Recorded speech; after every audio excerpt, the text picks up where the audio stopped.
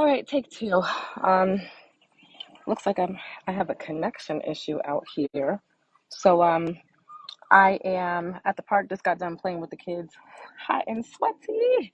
They are still doing their thing on the other side. So perfect time for me to reconnect with you, um, answer some questions, finish something or continue something that I started, I think maybe 2 weeks ago or so. Interestingly enough, when I did the part one, go to my YouTube, youtube.com/Nicole Lawson, or just go to NicoleLawson.com and then click on my link to go to my YouTube. There's a video I did a few weeks ago called I Said What I Said Part 1. And this is before I even knew I was being sued for custody of my children. Something just has been telling me over the past couple of months, it's time to just kind of cut ties, cut a lot of ties that may be sympathetic to people who are enemies and people who have, been the enemy of your peace, your stability, your safety for you and your children. What's up, girls? Nothing. All right, you guys stay on the other side. I'm having an adult conversation, so stay down there, please. So something has been telling me it's time for you to start cutting ties, closing more doors, and just fighting. Just be prepared to fight. Something is happening. I didn't know what. I did not know what. So that's the first video. I said what I said. So I'm going to continue that. There is a long journal that I did back in 2012, 2013. I think I started writing it in 2012. And it was the only thing that I knew at that time that I could do to fight back. I felt like I wasn't being heard anywhere, and I wasn't. So the only thing I had was my journal, and I just kind of instinctively felt like maybe someday this will help me. This is all I can do right now. So that's what I did. So I've been reading that journal, and I've been sharing stories from different parts of the journal. So I'm going to continue it. So you're going to see the first part. Go back to NicoleLawson.com, click on my YouTube, and you are going to see some of the first things that I read on the journal. So I'm going to continue on with that. I am not the only woman. There are so many women who have experienced so many different types of domestic abuse. And just because you don't show up bruised, half dead, which I have unfortunately been in that position, but that's another story for another time. That does not mean that you are not being abused and mistreated. It does not mean that you are not safe. Um, we need to start being more compassionate, being listening more when a woman or a child says that they are being mistreated and abused. Instead of saying, "What did you do?" Or instead of trying to encourage them to stay and work it out. No one should be abused. No, in any kind of way. Emotionally, verbally, physically, financially. An abuser is an abuser, and they do not ever change. They don't get better. And the longer you stay, it gets worse. There's only one way this ends. And I'm thanking God it did not end that way for me. And I'm asking for your help so that he doesn't get a chance to come back into our lives and continue what he started. So I'm going to go back into my journal. And just for some of you that may not know, I'll say this. I've been in my home for a little over 4 years, me and my children. This is the longest I've ever been in one place in my life.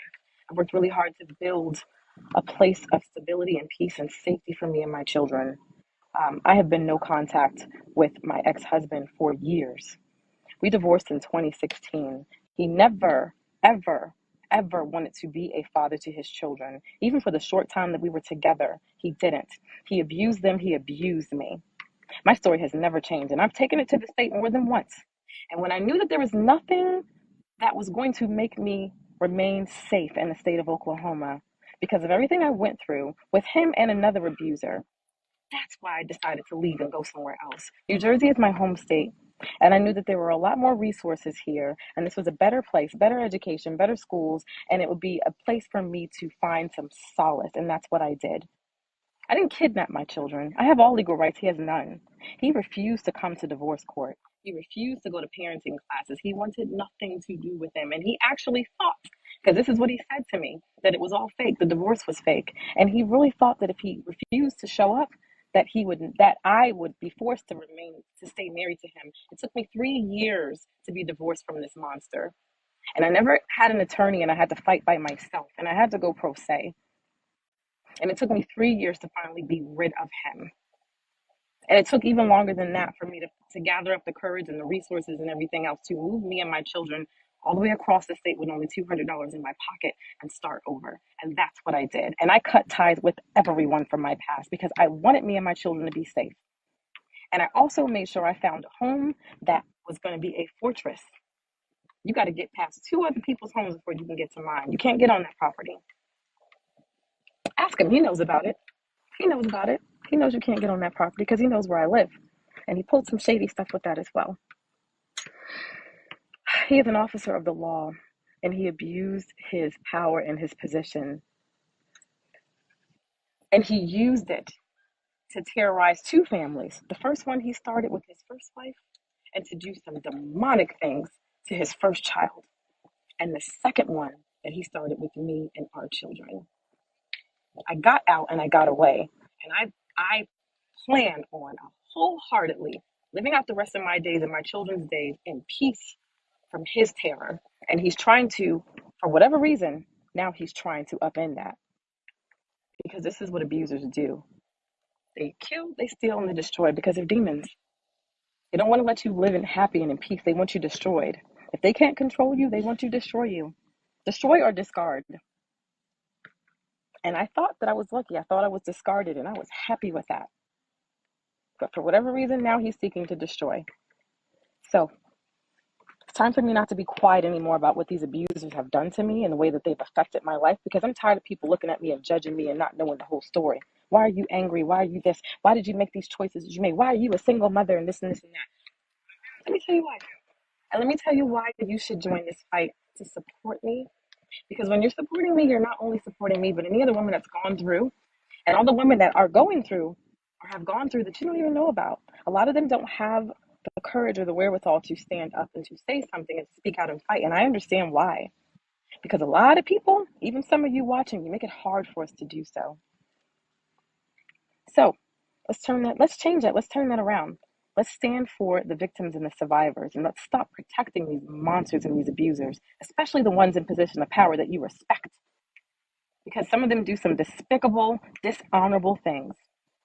And a lot of you don't want to hear it because you don't want your little fallacy of them to be shattered. But it's time to break that damn glass. It's time to break the lies. It's time to stand with the truth. And if you're still watching this, then I thank you because you're one of those truth tellers and you're for the truth.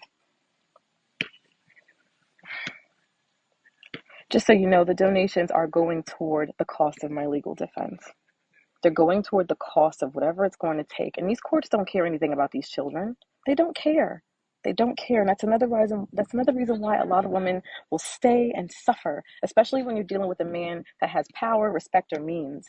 Because a lot of times you are already defeated before you start, or so you think. Because they're able to use the court as an extension of their abuse. And that is what he is doing now. At least that's what he's trying to do. So help me with this fight. You can make your donations to me via Cash App, or you can go to WCMcares.com. That's WCMcares.com, and you can make your donation to an organization called Women Called Moses. They stand with survivors and victims of domestic violence, and they will make your donation tax deductible, and they'll make sure those funds get to where they need to get to support me. Some of the previous posts you did see that I named an attorney. I was advised by women's rights organizations not to do that, because that attorney has no obligation to do what she's supposed to do with that money. And we want to make sure that everything is fair. And we also want to make sure that it's an attorney who actually is going to go to bat for me. So let me get into the second part of my journal. So these are things that I wrote back in 2012, 2013 in a journal because I felt I had no one else to talk to. And I was ashamed and afraid to speak out loud a lot of the things that I was experiencing, because a few times I did around family, it fell on deaf ears. You know, I'm just so full of drama. I got a good man. What's wrong with me? When I said things to church elders, and I did to more than one at different churches in the Oklahoma City area, you know, I just got, pray about it. When I said something to a so-called best friend over there, she encouraged me to do unto whatever the scripture is, whatever you do unto him, you do unto the Lord. So it doesn't matter that he's an irresponsible, abusive monster and your water is getting cut off because he refuses to pay the bills with his paycheck and take care of you guys, and he does things to terrorize you and your children. Do unto him as you would do unto the Lord. Honor your marriage. So I wrote to my journal because my journal is the only thing I had to talk to. So here it goes. After giving birth and coming home, he continues to criticize me and complain about the condition of the house. Last night he said I'm not a good housekeeper. He does not help keep up the house. If he cooks or does laundry, he only cooks for himself. He only does laundry for himself. If I say I don't feel good and please prepare the kids' food, he would try to make my daughter KK do it, who was in elementary school. We would fight about this, and he would tell me to stop defending Michaela Nicole because I don't allow him to make her do, because I wouldn't allow him to make her do an adult's job. Let me give you some more back history. When I was pregnant with his daughter, Madison, I suffered from hyperemesis gravidarum. Look it up. Hyperemesis gravidarum. Hyper means too much. Emesis means vomiting. Gravidarum, grave means so much to where it threatens your life. I was gravely sick that entire pregnancy with his baby. I was in the hospital every single week having to get fed by IV because I was losing weight, not gaining, because I couldn't keep anything in my body, not even water. And that's a fact. And I plan on going back and getting all of them hospital records and bringing them up for anybody who would challenge and ask me for receipts in court. And I need to make sure I have an attorney who's willing to do all that. If I'm paying all this money. If you're helping me pay all this money. So I was sick with hyperemesis gravidarum. He did not help me. He kicked me when I was down. He was terrible toward me. He didn't help me get any help. I was isolated. I was miles away from family in the middle of nowhere living with this man, pregnant with his child and home with all the kids by myself on a regular basis. So naturally, the house was going to fall apart. Michaela's the oldest child in the house, and she's in elementary school. And he would try to force her to do an adult job. He was so cruel to her, the way he spoke to her and the way he treated her. Moving on. He places unrealistic demands on KK. He's mean. He's harsh to her. I can't read this word. He tries to force her to thoroughly sweep all the floors in the house. He wants her to keep her room perfectly clean. He tries to get her to take care of Kaden, make her share her stuff with Kaden. We fight about this often. KK is afraid to speak to me in front of Kassan or ask me anything in front of him. Oops, I said his name. Oh well, it's all public. Because he interferes and he denies her request whenever she's talking to me, he would interrupt her. And then we'll try to exact some form of punishment on her. For instance, he tries to make her drink only water all the time. If we go to Sonic to get drinks, he'll order for only he and I in front of her, and then he'll say, don't order anything for her. She doesn't deserve to have anything. And I know some of you will try to bully me and bully the woman I used to be and say, why did you take that? Why did you put up with that? That's who I was then. And a person who is an abused person is an abused person. I was abused before I even got to him, okay? And those type of statements and saying those things does not help empower a woman to come out of it. They need help. They need support. They need to be heard. I'm so glad I'm not the woman I used to be. Anyway, so the next entry says, on August 13th, we had an argument yesterday that stemmed from our conversation about getting new furniture. He begins to lecture me about keeping it clean and all that stuff. And he goes on to say things like, I'm not used to coming home to a filthy house. I work all day and deserve to be comfortable and etc. I'm absolutely sick of him talking down to me, criticizing me, over exaggerating things to belittle me and himself. Let me tell you something. Our house was never filthy. He never had a house of his own, first of all. Never. I was suffering from hyperemesis gravidarum. I was in the hospital on a weekly basis. I had no energy to even make bottles. I had girlfriends and my grandmother who used to drive all the way out to the middle of nowhere to try to spend time with me and help me out during the week because that's the only support I would get. And it was nothing from him. He talked to me like I was a child. I was either his child, I was either his sex slave, or I was either his suspect. Everything was suspicious to him, and he would question me like he was my police officer and I was like an inmate or something to him. That's the type of relationship I was in with this monster. The reason why we fought about getting furniture is because we didn't have the budget to get all this stuff he was trying to get. He always wanted to go be one of those show and tell Negroes, go to a buy here, pay here, and furnish the whole entire house with all this brand new stuff because it looks good to show off to all his cop buddies. But you broke. You can't afford none of this. And the little bit of money that I was bringing in, because mind you, I'm having babies after babies, so I'm not acting and singing a whole lot now. That's not going on that furniture. Next entry. On KK's birthday week in 2013, he got angry with me because I insisted that he sign her birthday card. He refused to sign it. He declined to sign it twice. And one morning, as he was leaving for work, I said, "Hey, before you leave, you're right here. Just sign the card." And he started to yell at me, like raise his voice. And there was this anger and violence in his voice, telling me, "Get the hell up off my back. Get off my back." That's a sign of violence. If you're watching this and you didn't know, that is a sign of violence. And if that's all it takes for them to kind of subdue you and control you, it may not get any further than that because it's all it takes. But if that doesn't work anymore, it escalates. He put his hands on me a couple of times, but I kind of shrugged it off as, oh, it's no big deal, shoving me, pushing me. He raised his voice a whole bunch of times in private because in public, his public persona is, he's so cool, calm, collected, and smooth.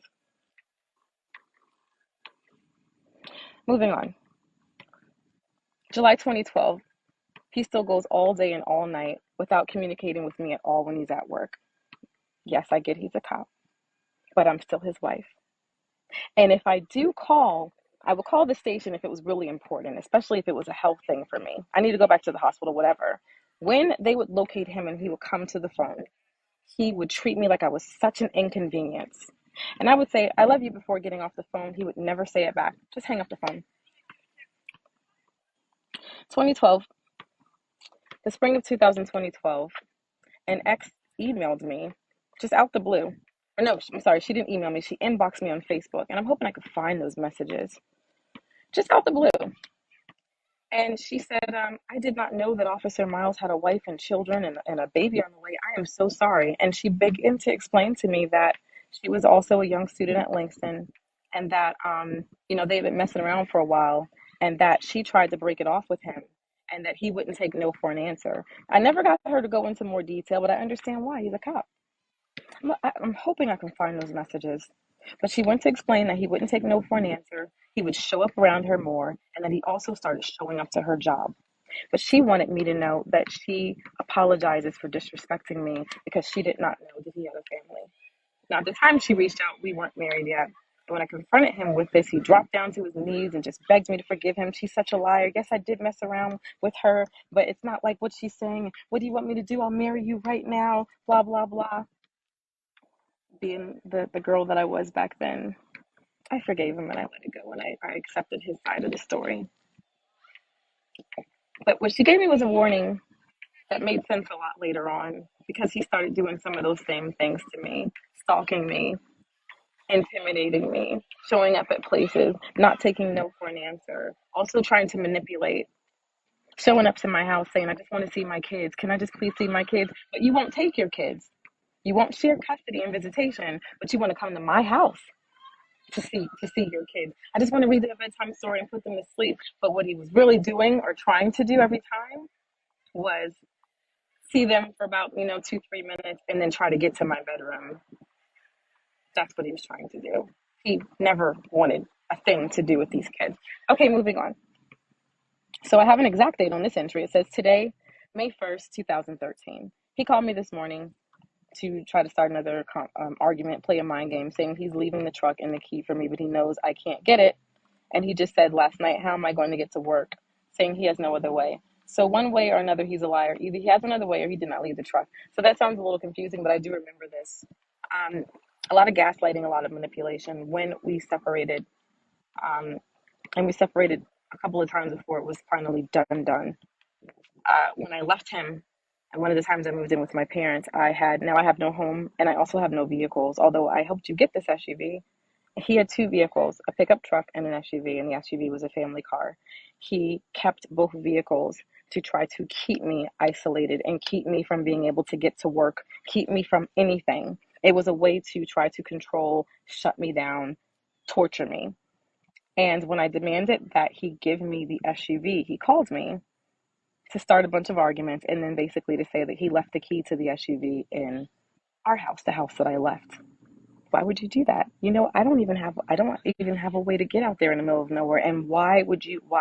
I'm not going all the way out there to get the key to that SUV so you can meet me at the door again with a gun in your hand. Yes, he did that to me. I wasn't giving him a chance to do that to me again.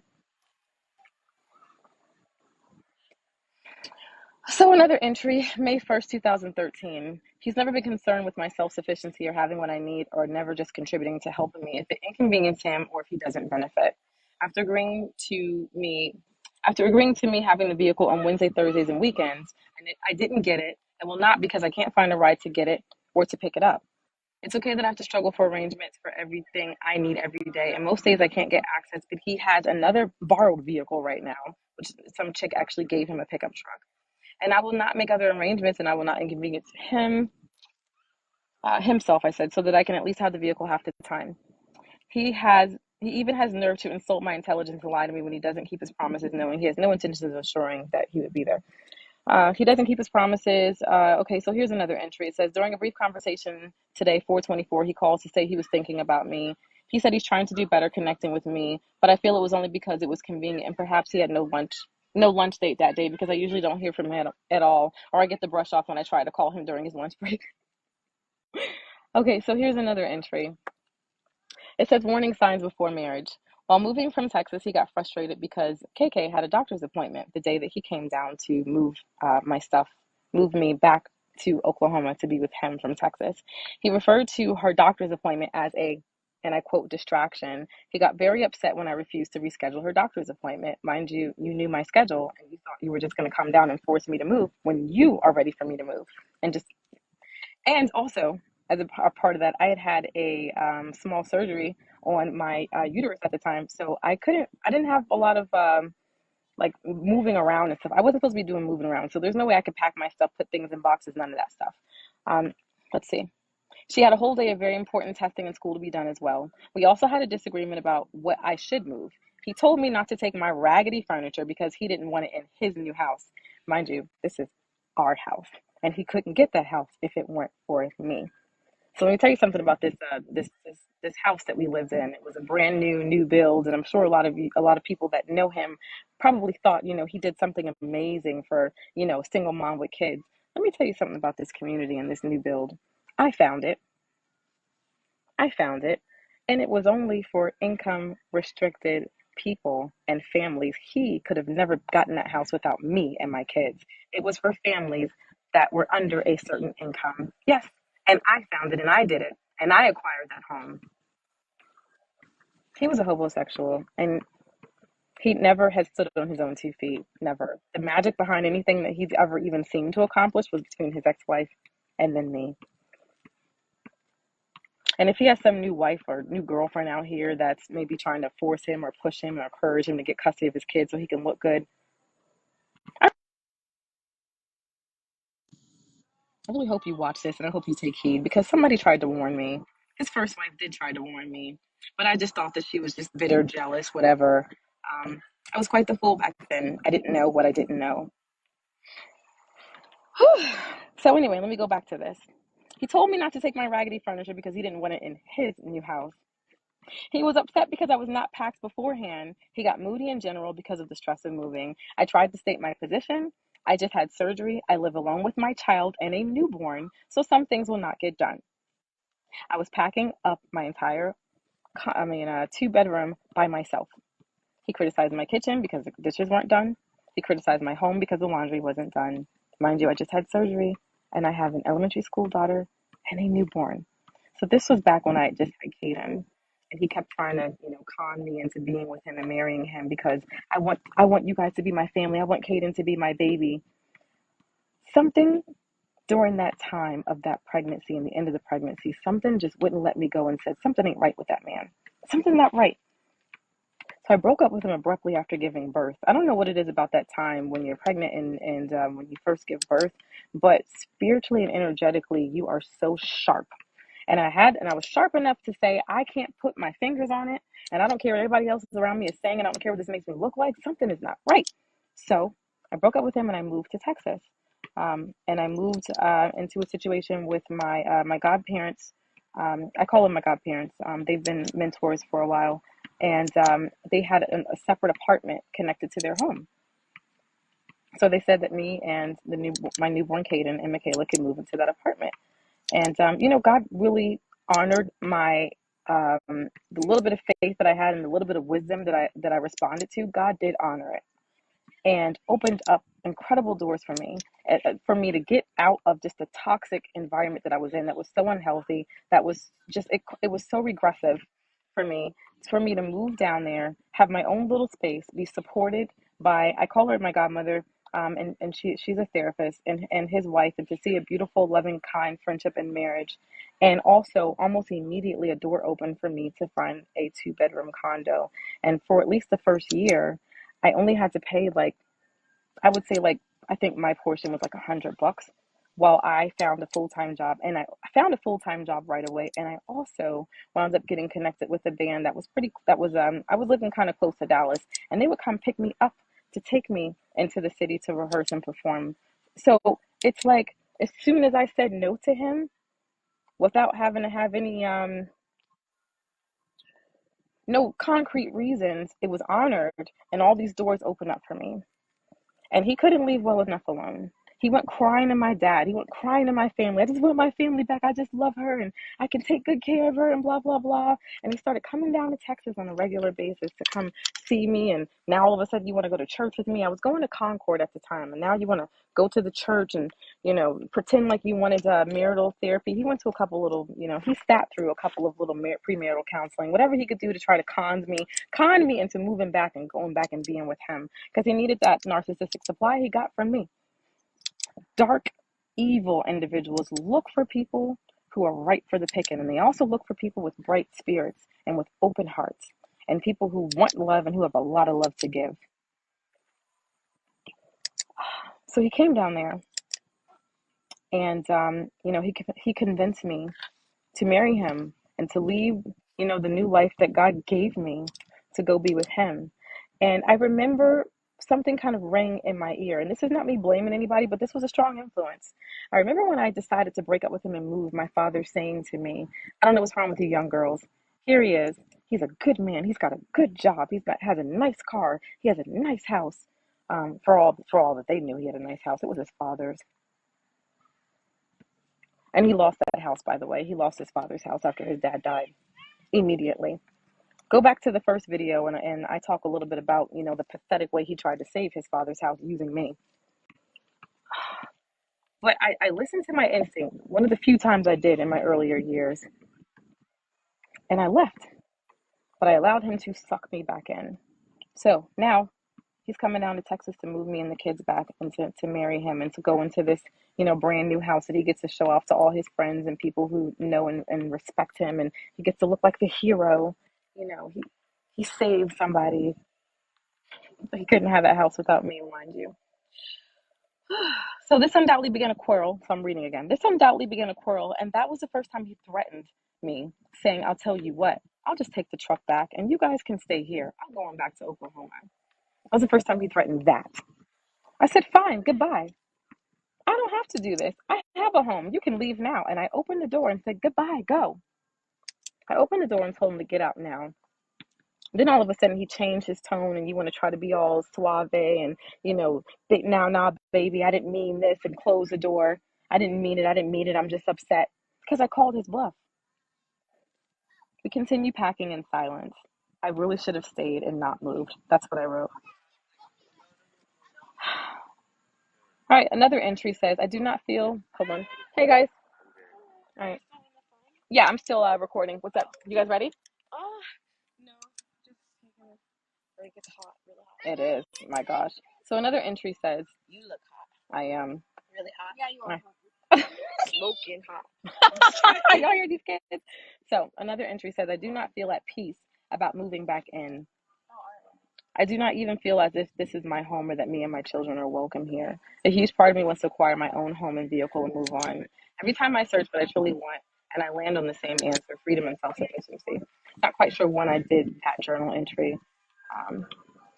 Excuse me. I want to say something about when I decided to let him suck me back in his disgusting vortex.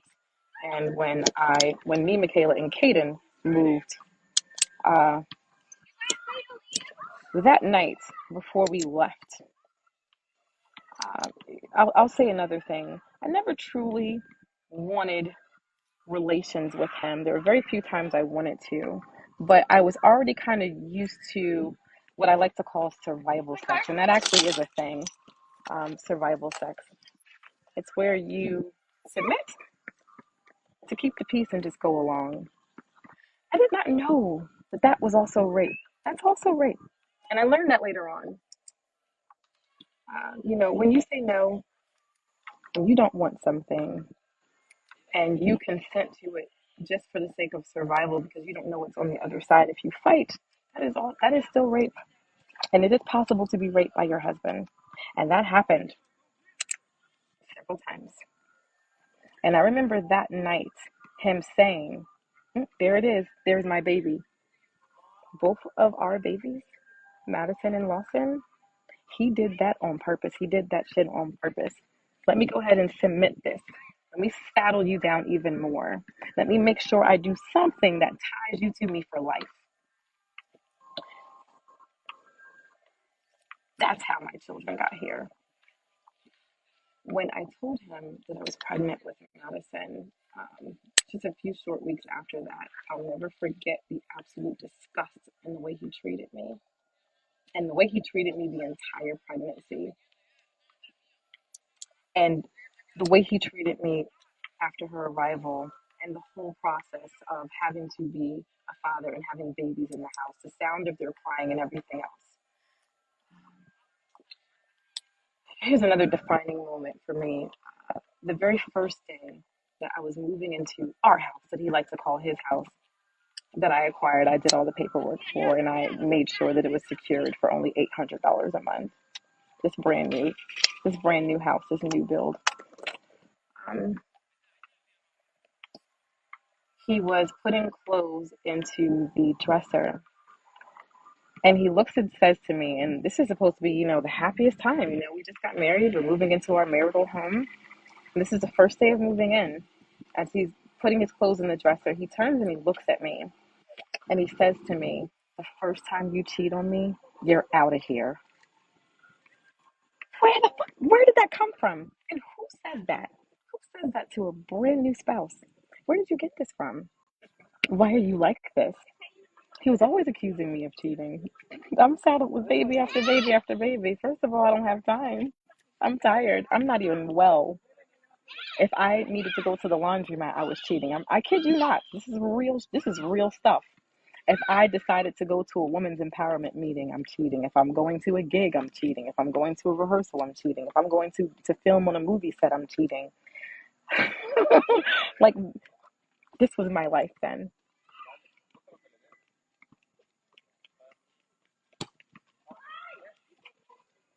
So some of the people are coming to the park, so I'm going to put a pin in this. So there will be a part 3, probably a part 4, because this is a really, really, really long just compilation of journal entries. I've been quiet about a lot of the horror that I've experienced the majority of my life. Elementary school, middle school, high school, my 20s, my early 30s. The reason why I started writing the book Record of Wrong is because it's time for me to tell not my truth, but the truth and shame them damn devils. That's what season I'm in, and that's probably why he's trying to sue me. How dare I speak out against what you've done? How dare I tell the truth and make you look bad? That's probably why he's trying to sue me. Whatever the reason, the war is on. It's been on. And I don't intend to go down. I don't intend to go away. I don't intend to deal with any of this quietly anymore. I've suffered in silence for too long. And a whole lot of other women like me have as well. And let me tell you something. When a black woman is abused, nobody gives a shit. Nobody cares. Because we're the angry black woman. We probably deserve it. We're probably too mouthy and everything else. It's time to change that. When I was almost killed in the state of Oklahoma, I could not get a conviction. But if my name was Becky, my eyes were blue.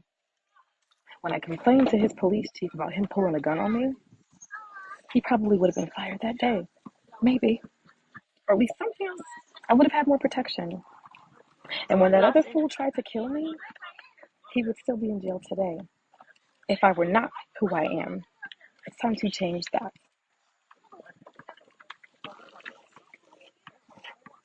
I have gone through enough and I have done the work to make myself unabusable, uneffable with. And people like that hate it. They hate to see you stand in your power and your truth. They hate to see you overcome. They want to destroy you, and that's what he is trying to do. Damn the children, as far as he's concerned. He don't care about these kids. Never did.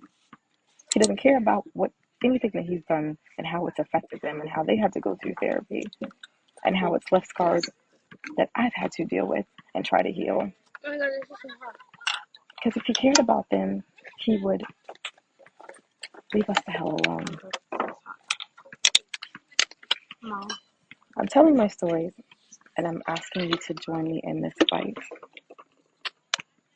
to keep the peace that I've worked hard to attain, to keep my home healthy and safe, for me to go somewhere else and make that place healthy and safe, for me to get the restraining orders I need, for me to keep the custody that I've already won and all the rights that I've already won, and for me to put this stuff to bed once and for all, and to send a strong message to every single abuser, especially ones that have some extra power or a pulpit or a badge or something else to hide behind that boosts them up even more, that your time is up.